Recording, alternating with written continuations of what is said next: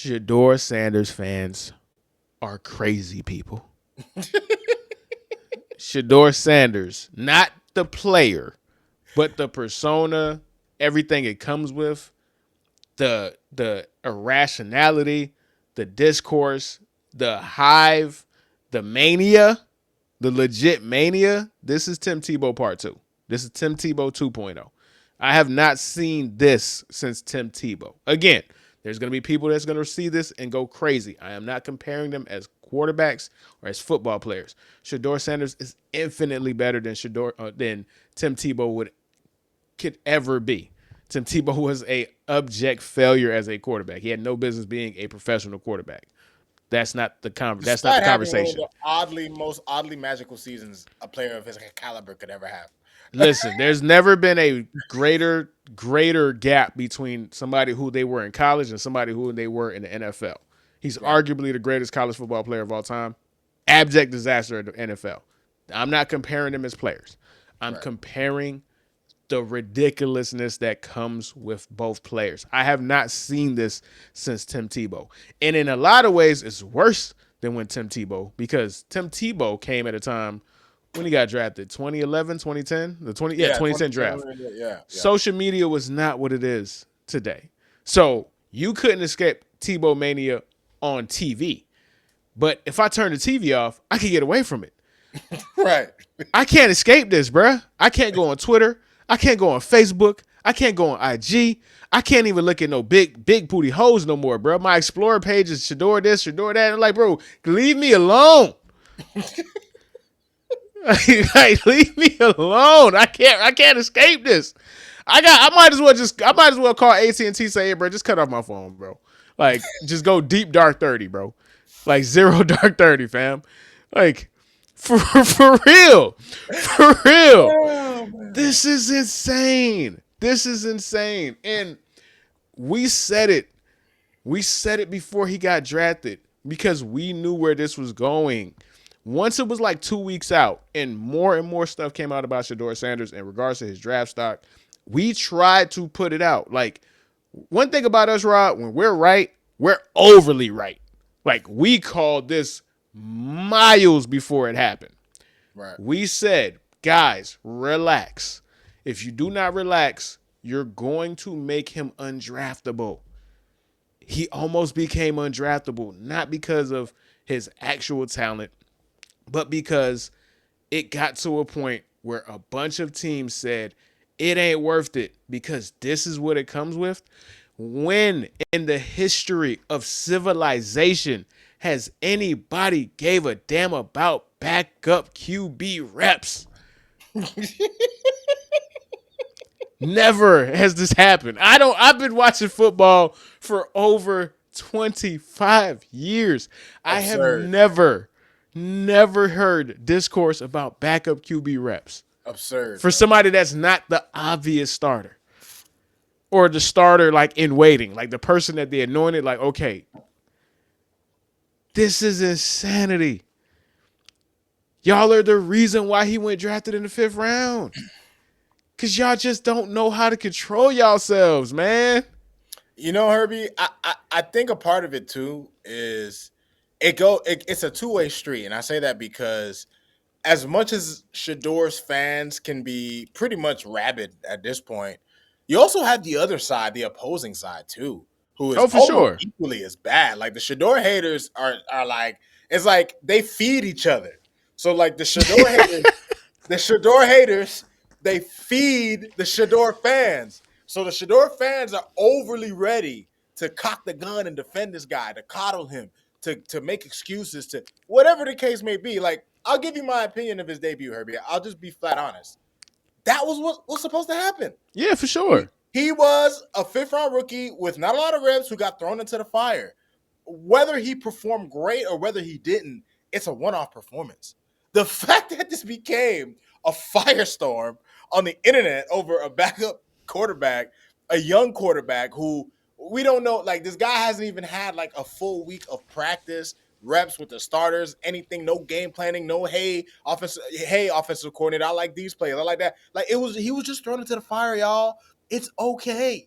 It's Perfectly not, okay. it's not the Perfectly end of the okay. world. You don't have to fucking pull your lawyer badge out and go defend this man in court.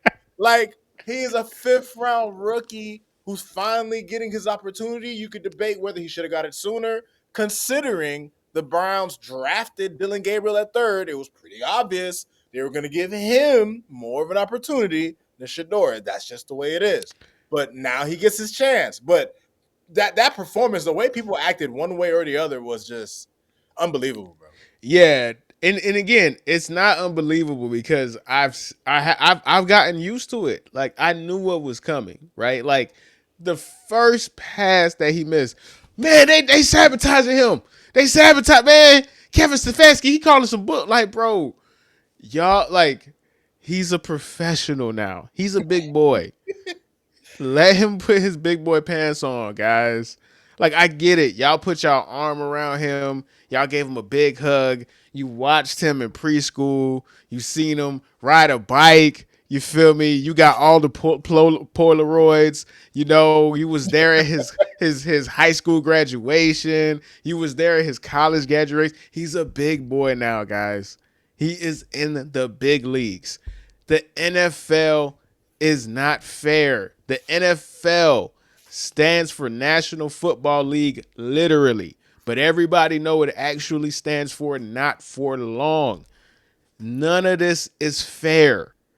Stop crying about what is not in fair. Like what is and what isn't fair. That's not how the NFL works. It is a cutthroat business. Everybody is out for themselves for the most part. When it comes to eating, when it comes to putting food on the table, when it comes to self-preservation, the idea that Kevin Stefanski wants Shedeur Sanders to fail, as if his ass is not tied to Shedeur Sanders too. His job is on the line, bro. That's the crazy part. Like, you want him to sabotage someone so he can get fired? So he can get fired and do it in a way to where you could never get a head coaching job again. Like, I'm going to go out of my way to ruin this kid's life and make sure that I ruin my life at the same time by making sure that I put on such bad film that people are like, I can't ever hire that person to be a head coach again. No. Like, no. I'm going to be honest with you. Whether he's right or wrong is irrelevant. Kevin Stefanski thinks Shedeur is ass. He think both of them are ass, man. Pretty much. That's just what it is. He's let you know that, bro. He's just like, I don't want none of these dudes, bro. Like, if I'm going to die, I'm going to die with the guy I drafted, bro. Whatever. I think both of them suck. But I'm going to die with the guy I drafted. That's life, man. That's life. Like, that's it's life, man. Like, that's just what it is, bro. Like, it's not Shedeur's birthright to have Julio Jones and Lawrence Taylor and Barry Sanders and Walter Payton. Because that's at this point, that's what y'all want. Like, if y'all wanted to where Shedeur, anything goes wrong, it's not like you guys have gotten to the point where I legit think y'all would blame God, bro. Like, are you for real? Like, y'all would blame God at this point. Like, that's what, like, somebody, like, for real, dog. Yo, like, nobody is free from this wrath, dog. From this wrath. Everybody is a op, dog. I said it on one of our last, but everybody's a op, bro. Like, everybody's a op. It's not going to be perfect. That's the NFL. Nobody. When have y'all ever cared about the plight of the backup quarterback? None of y'all are complaining. Nobody. Listen. Shedeur Sanders is the backup quarterback, Malcolm X, man. He is the one that is going to bring balance and fairness to backup quarterbacks. The rights of backup quarterbacks will forever change because of Shedeur Sanders, dog. He's Martin Luther King of backup quarterbacks, bro. For all these years, backup quarterbacks have been oppressed, dog. They're finally being heard now. They're finally being heard. Oh man! like, Y'all are fighting for their rights, man. Y'all are fighting for the rights of the backup quarterback. Never have I seen backup quarterback discourse get like this. Nobody cares that Cam Ward's backup quarterback gets no first reps too.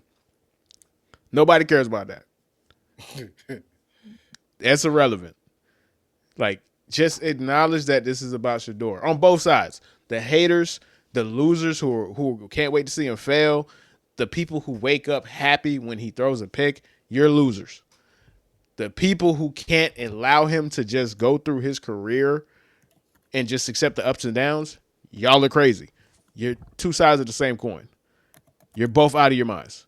And the irony of all of this, the greatest irony of all of this, all jokes aside, is because, and we see this with all draft picks, we see this with all quarterbacks, people don't want to actually accept the accountability and the culpability that they have when it comes to bad quarterback development. Everybody is so ready to see young quarterbacks because there's something new, there's something fresh that you don't allow people to develop. What if Kevin Stefanski, right, this evil big bad, the final boss villain of Shedeur Sanders' story? What if he's like, dude, this guy really needs to just sit in the cut, learn the playbook, study, watch film, and develop. I don't even want him to be out there. What if he has his best interests in mind? But it's not good enough because all of you people are so ready to see him that you don't want to allow him to develop at a proper place based off of what he brings to the table currently. We see that with all young quarterbacks. You're desperate to see a young quarterback. The minute there's a 2 or 3 losing streak, get the quarterback out there. Get the young quarterback out there. Jackson Dart got 4 different concussions, man. Jesus. Like, we see what these bad teams and bad situations can do. The almost permanent damage that they could do. Like, to teams, to quarterbacks, to everything, bro. Let these guys develop. It's okay, man. Like, it's okay. All of this is because people just want to see Shedeur on the field. That's really what it comes down to. They just want to watch Shedeur, whether it is advantageous to him or not. Right.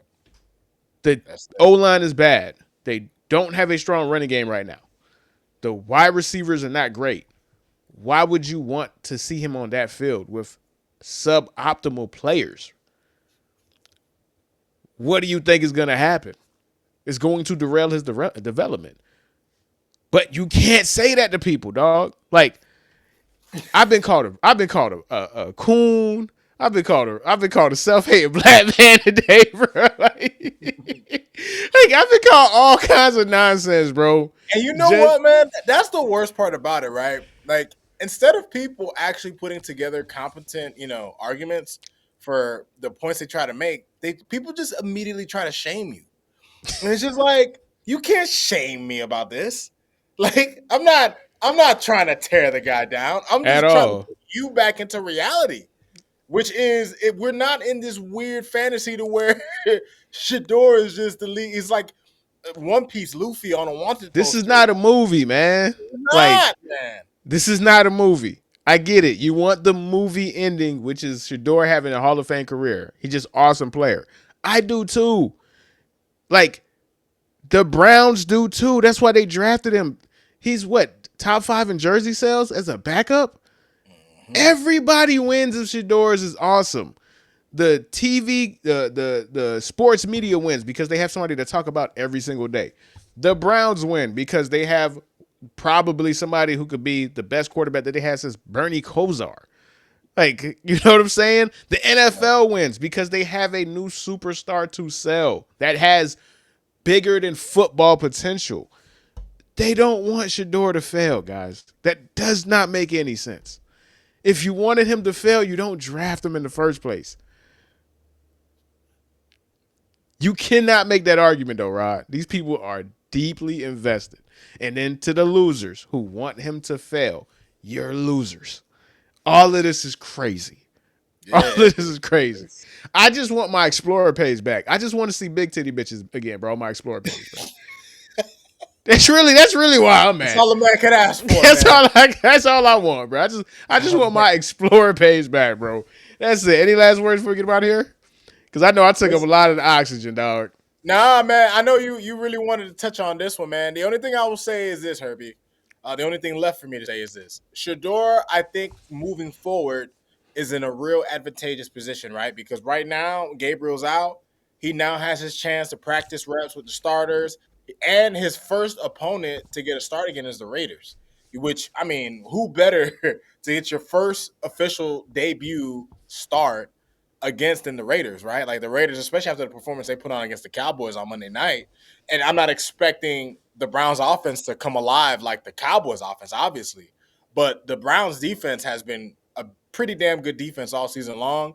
And with the offensive line play of these Raiders, Herbie, the Browns D line is going to eat. And I think the Raiders are going to struggle about as much as they did. I mean, Genty went 6 for 7, bro.